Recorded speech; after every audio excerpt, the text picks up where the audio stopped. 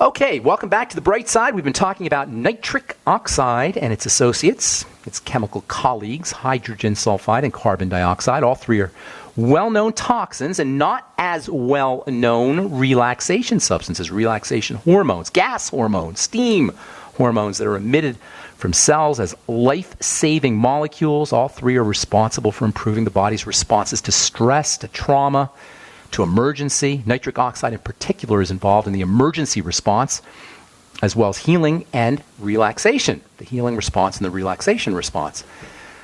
Deficiencies in nitric oxide, which are not uncommon, deficiencies in nitric oxide can be associated with all degenerative diseases, and deficiencies in nitric oxide can be associated with problems with the healing response or problems with the inflammatory response or problems with high blood pressure, problems with the circulatory response.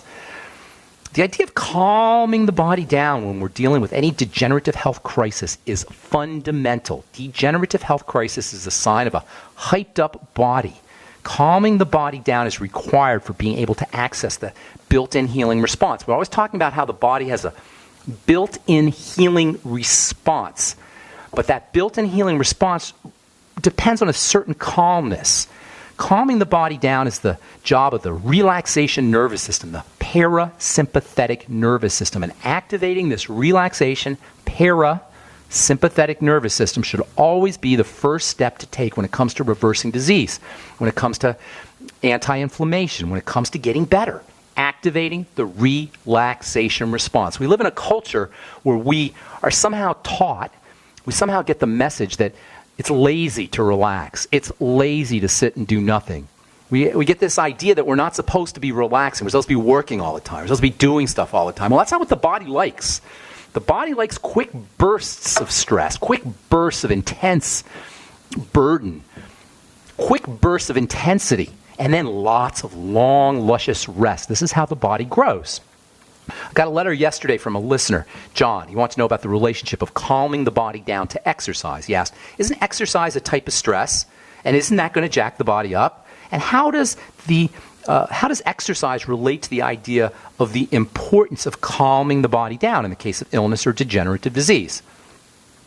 Now, assuming that John isn't being sarcastic here, he's not asking me this sarcastically, I think the question is really based on a misunderstanding or a lack of recognition of two very distinct kinds of stresses. You got acute stress, quick stress, intense stress, intermittent stress that occurs periodically.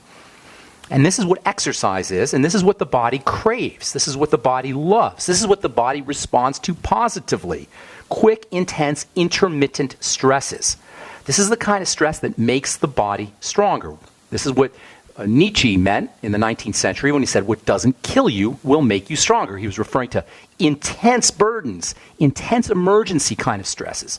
These are the kind of stresses that the body responds to with growth.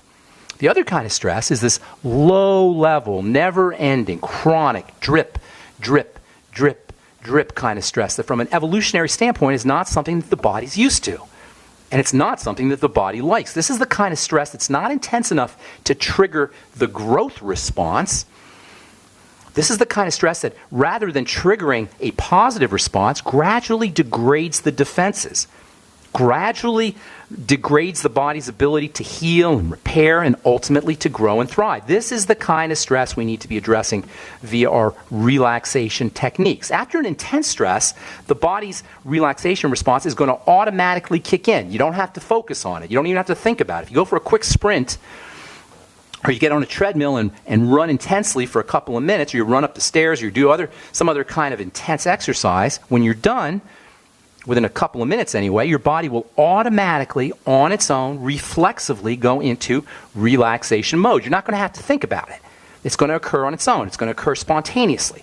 On the other hand, if you're dealing with a low-level stress, a chronic, never-ending, drip, drip, drip, day in and day out, hour by hour, minute by minute, stress, stress, stress, low-level stress, the relaxation response isn't going to get triggered. And this is the kind of stress. If you're dealing with this kind of stress, you're going to have to volitionally, consciously practice the relaxation response. Activate the relaxation response on your own. Deep breathing, while focusing on the exhale, is probably the most powerful way to calm the body. Hot water will do it. Immersion therapy, hot showers, not super hot, but warm showers, warm baths, hot tubs.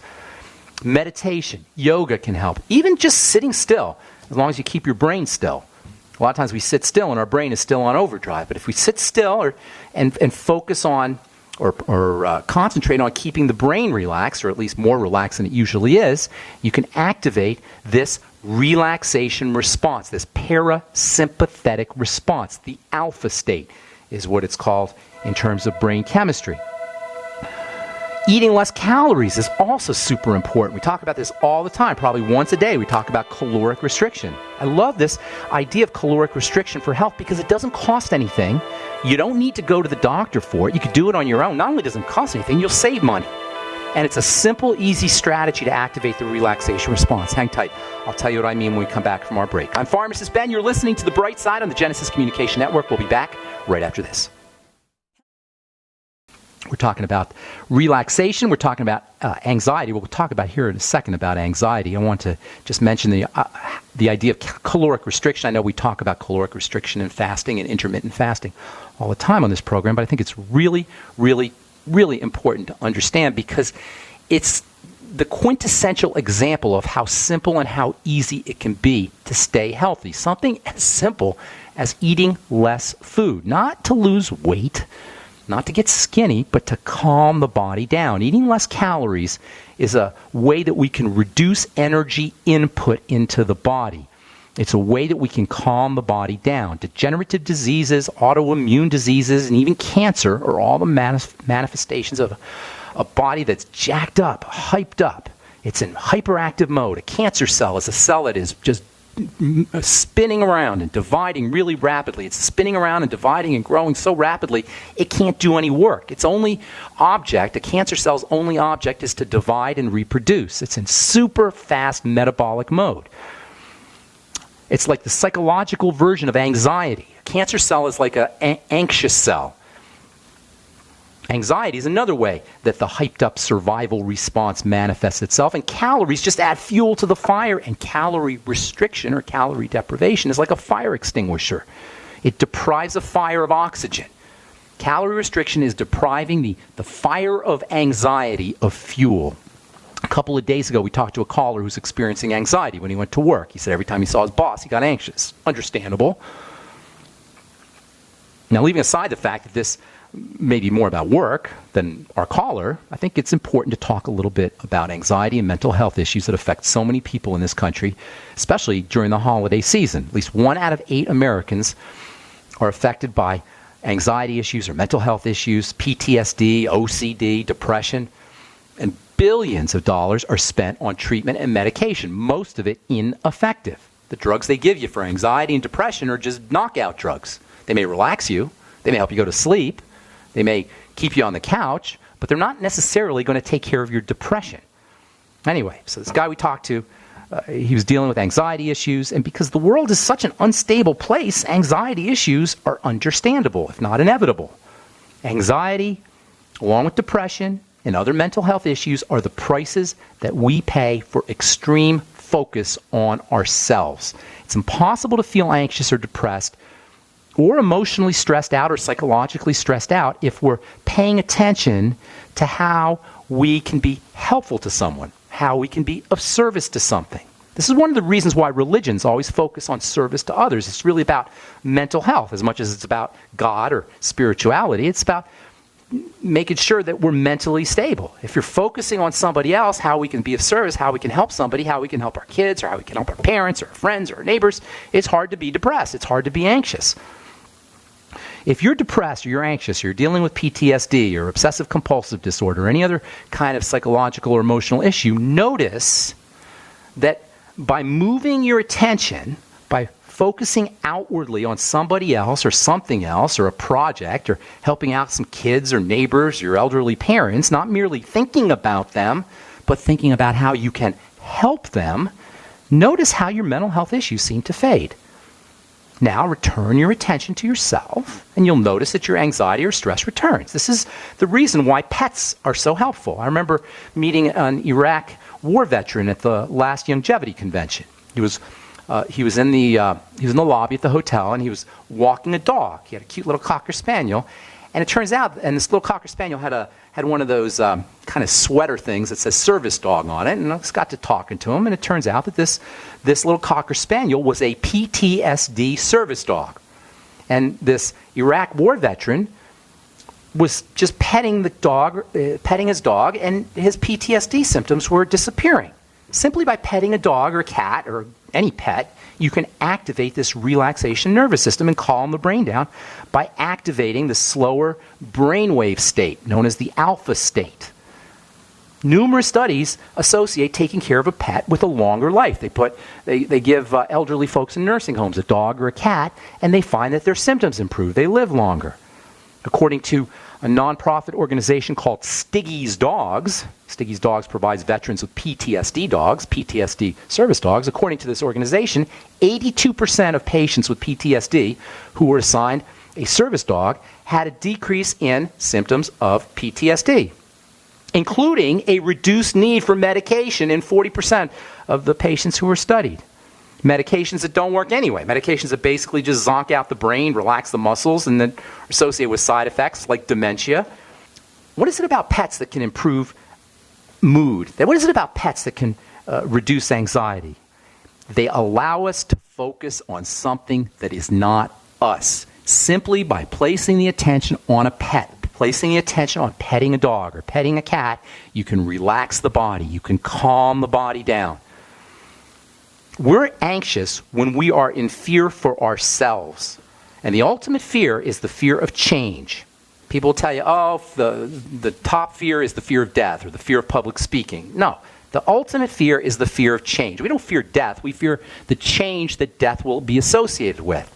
We don't fear public speaking. We fear the shame or the rejection or the humiliation that will be associated with the public speaking. The most common fear, the only fear really, is the fear of change. It underlies all other fears. The fear of change is a psychological phenomena, and the anxiety that comes from the fear of change is a biological phenomena.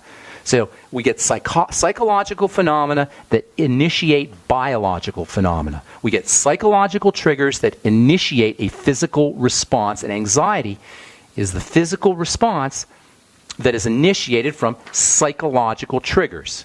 Nature has hardwired into our brains, into our bodies, bioelectrical pathways, called nerves.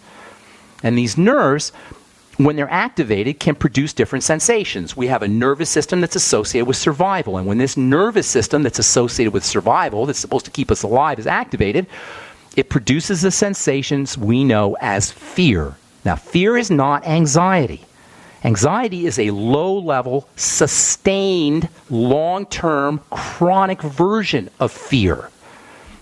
This biological wiring in our nervous system, it links the outside world, the sights and the sounds and the tastes and the touches, with the brain and the extensions of the brain, which is what the eyes are, and the nose and the skin. We call them our senses. So the nervous system, via the senses, links the outside world with the brain. And then the brain determines whether whatever's being perceived in the outside world is a threat, whether it's a survival threat. If it's a survival threat, it's going to initiate the physiological response we call fear, and it's going to affect blood pressure, muscle contraction, nerve firing, and biochemistry. But if this fear is sustained at a low level, that's when we feel anxious. The fear response on its own is a good thing. It gets us out of a jam. But the low-level chronic fear, that's the problem. Hang tight. We'll finish up when we come back from our break and take your phone calls as well. Okay, we'll get to your calls here in just a sec. If you're on hold, hang tight. We'll get to you here in just a moment. I want to finish up a couple of things. We'll probably have to... Well, there's a lot more I want to say about anxiety. We'll talk about nutritional supplements that you can use for anxiety. And then we'll also talk about the nitric oxide link to anxiety. Lots of stuff about anxiety here that I want to cover. Let me just say a couple more things, then we'll get your phone calls. 844-236-6010 is our number. So the brain perceives the environment via the senses. If the brain assesses that what it's perceiving is a survival threat, it will kick in with the fear response. Problem is, fear response is not an issue. Fear response will get us out of a jam, and it's a good thing that we have a fear response. The problem is when we just get this low level of fear that doesn't trigger a response to get away. It's a sustained low-level fear. That's what anxiety is. It's a sustained low-level fear. Anxiety is what this low-level, under-the-radar fear emergency response feels like. The interesting thing about this sense of anxiety, this low-level of fear, is that in addition to being activated from a psychological response from the outside world, in other words, as our caller was talking about how every time he sees his boss, he gets this sense of anxiety, in addition to being activated from the outside world, this low-level fear response to our jobs, our bills, our relationships, the government, our family, etc., this low-level fear response can be activated from inside the body. In other words, it doesn't have to be something in our environment. It doesn't have to be our job or our family members or our work. It could be something inside the body. Try holding your breath. Try holding your breath and keep holding it past the point where your brain tells you to go take a breath. Just keep holding it. If you can hold your breath past the point where your brain demands that you take a breath, and if you just keep holding it, hold it just a little longer than when you feel like you absolutely have to breathe, what you're going to start to notice if you force yourself to hold on to your breath, what you're going to start to notice is that you're going to feel a little bit jittery. And maybe your pulse might go up. And if you keep holding your breath past that point where it's comfortable, you're probably going to be experiencing a sense that something's wrong. A sense that this is not a good situation. Keep holding your breath and you're going to feel this sense of emergency. And folks, that's what anxiety more or less feels like. Anxiety is a sense, a low-level underlying sense that there's something wrong. A low-level underlying sense that our survival is being threatened. And it doesn't have to come from the outside. It could come from low levels of oxygen, hypoxia, low blood oxygen. It can come from low blood sugar, hypoglycemia. The same anxiety response that we get from holding our breath or that we get from low blood sugar can be activated by our thoughts. It can be activated by our memories. Imagining things, visualizing can activate anxiety. Smells or touches that have been associated with traumatic experiences can induce anxiety. Post-traumatic stress syndrome anxiety that soldiers and war victims experience can be induced by a sight, by a smell, by a thought. In an article that was published on the website Boston.com, there's a story that is told of the clothing retailer Abercrombie & Fitch. Most people have heard of Abercrombie & Fitch. Well, apparently their sales were down, and they were trying to figure out why their sales were down, at least according to the story. They got some professor of marketing, Dr. Bianca Groman, to do some research, and what she found was that the smells in the Abercrombie & Fitch stores were causing customers anxiety. She told them to change the smells in their stores because apparently, according to the professor, the odors in the store were causing anxiety in the customers. And according to Dr. Groman, certain smells combined with specific shopping experiences can induce anxiety in shoppers. All of this is to say that we can address anxiety and all mental health issues, depression, OCD, whatever, panic attacks, PTSD. We can address these issues from two directions, outside in and inside out. This is so, so important. Most folks will try to address their PTSD issues and anxiety issues from the outside in, but there's lots we can do from the inside out. And we will talk about that on our next Bright Side episode as we continue discussing nitric oxide, gas transmitters, relaxation response, and emotional issues like anxiety, PTSD, and OCD. Okay, I'm Pharmacist Ben. You're listening to The Bright Side on the Genesis Communication Network. 844-236-6010 is our number. Time to hit our phones. Let's go off to Virginia and welcome Rose to The Bright Side. What's up, Rose? Good morning. Hi, Ben. Thank you for your kindness and all the information and knowledge that you share with us. Thank you. Thank you for thanking me. And how would I say, our prayers, and support, that, for the Lord's protection is always there. I was going to ask you, and it's not, and I mean it from the inner man. Stephen wants to ask you a question, but he's a little bit bashful. Stephen, your husband? Yes. He's not bashful. Well, today he is. I don't know. All right. What's going on? I don't want to sound disrespectful. And so he asked me, just leave an email and ask him to call me. Okay, so what's up? How can we help Stephen? Well, I can't. He doesn't want me to share in the radio. So he just wants me to call him or send him an email? If you could call him. Shoot me an email with your phone number so I don't have to look for your phone number. Shoot me an email with your phone number, okay? And I'll call you later today.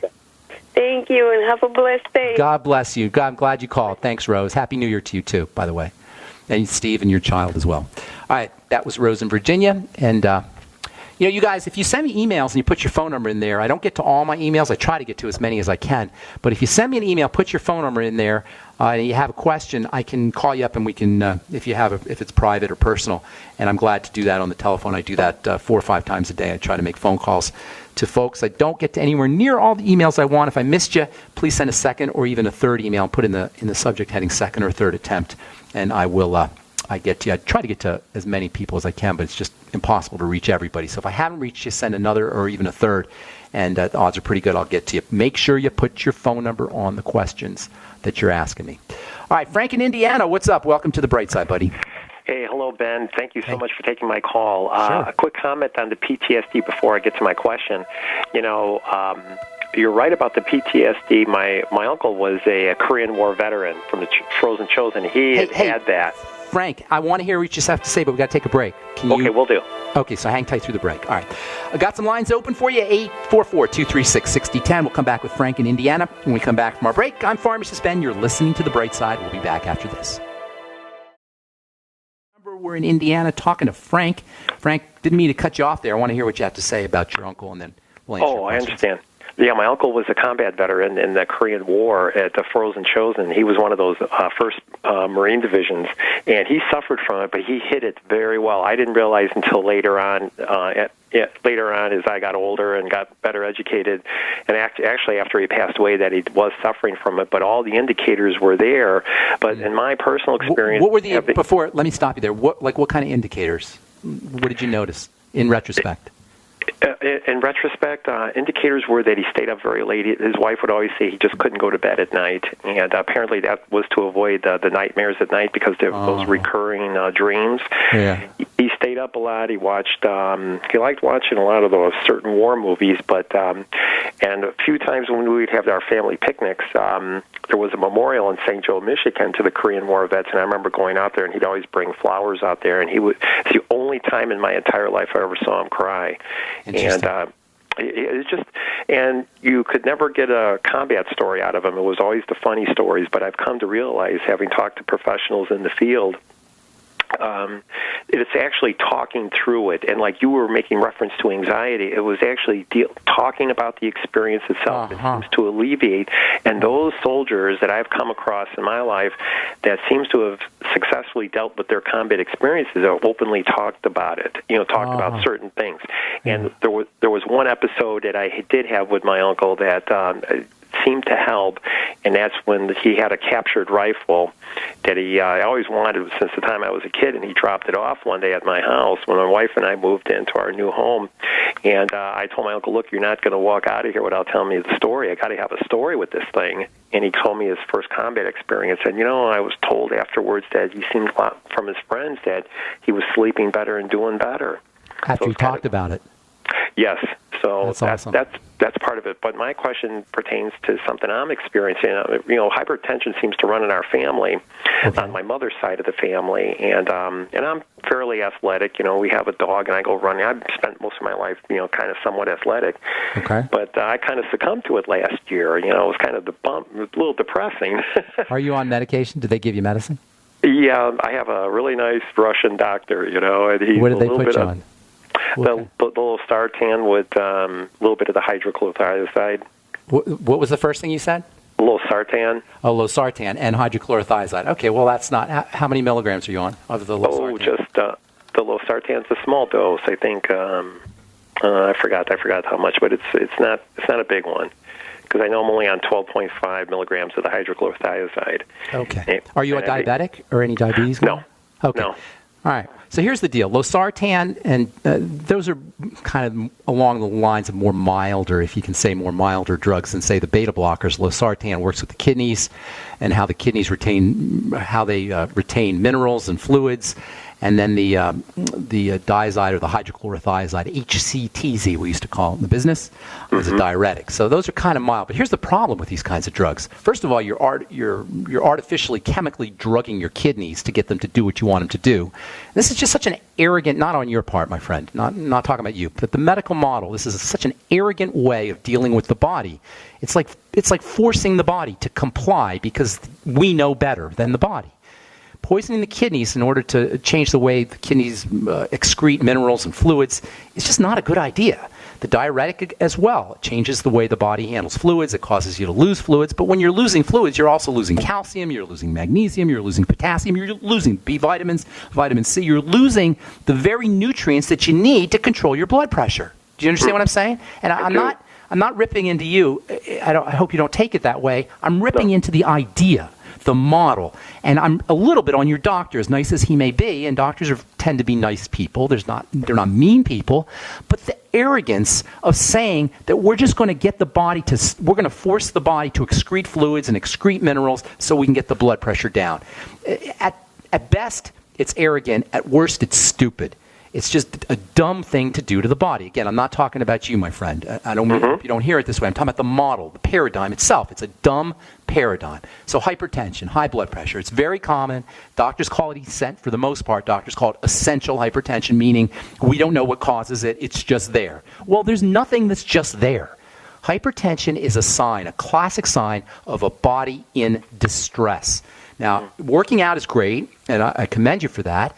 But it doesn't mean that your body's not in distress. It doesn't mean that from a biochemical standpoint, there's not an emergency going on. Athletes have high blood pressure, and they can still have emergencies going on. Athletes have diabetes. Athletes can have seizure disorders. Athletes can have mental health issues. So just because we're athletically viable and athletically strong doesn't necessarily mean our biochemistry is not in an emergency mode. And as they say, when there's smoke, there's fire. Where there's high blood pressure, there's an emergency mode. High blood pressure is smoke. The emergency is the fire is some kind of emergency that's going on in the body. So first of all, like with all degenerative issues or biochemical issues or health issues, you've got to calm the body down. First thing to do with high blood pressure is practice oxygenation. Nothing will cause the blood pressure to go up faster than a lack of oxygen. So doing your deep breathing techniques, slow, deep breathing. And that's the most important part of the deep breathing equation or deep breathing formula is slow. Slow through the nose, slow in through the nose, slow out through the nose, and the out breath, the exhale, is where the relaxation response kicks in. So you always want to be exhaling a little bit longer than you're inhaling. That's step number one. That's first thing, always first. The second major cause of distress in the body is high blood sugar or low blood sugar, hyperglycemia or hypoglycemia, and it's very common for us. I'm assuming you're in your 40s probably, correct? 40s or 50s, right? Okay, yeah. So it's very common, as the decades pile on, for our blood sugar control to be thrown off. The standard American diet is a recipe. It's a formula for messing up blood sugar. So there's no way to have even remotely close to the standard American diet and not have blood sugar problems. So stabilizing blood sugar is step number 2. How do you do that? Well, there's a couple ways. Obviously, the most important way is to keep sugary foods and foods that raise the blood sugar out, and that means breads and pastas and sweets and desserts, etc. Willpower is very difficult. Most of us don't have enough willpower to override the hard wiring in our brains for carbohydrates and sugars. So go for more protein and go for coconut oil. Between protein and coconut oil, whey protein, chicken soup or bone soup, hamburgers, whatever, eggs, dairy. I'm not a big believer in hamburgers, but any kind of concentrated, dense protein is going to make it easier for you to withstand the urges for bread and pasta and sugary kinds of foods. Same with coconut oil. Is hemp protein hemp seed protein is great. Absolutely. Hemp seed protein is a wonderful protein. Not as good as whey or egg or dairy, but it's right up there for vegetarians. It's still a good protein.